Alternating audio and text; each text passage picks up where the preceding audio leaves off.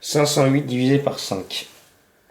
Donc là, on a le chiffre des centaines. On avait effectivement 1, 2, 3, 4, 5 centaines.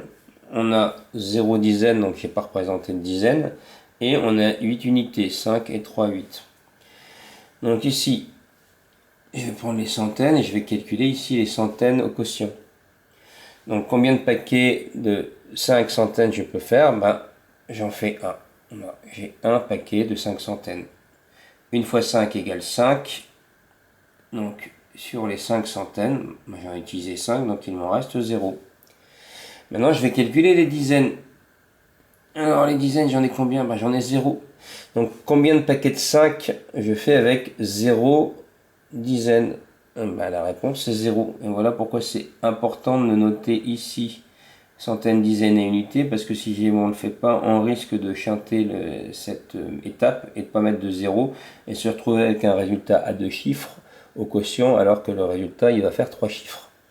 Donc ici c'est 0, et du coup maintenant je vais calculer les unités.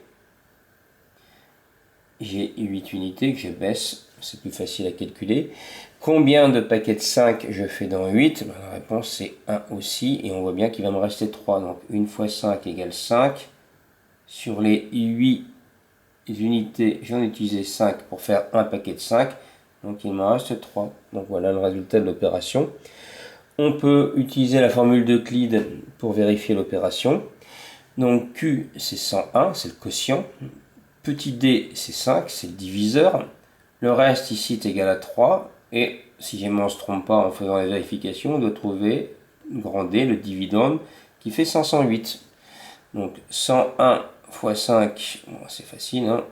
Ça fait 1 fois 5, 5. 5 fois 0, 0. Fois 5, 5. Ça fait 505. Si jamais je rajoute le 3 du reste, ça fait bien 508. Mon opération est bonne.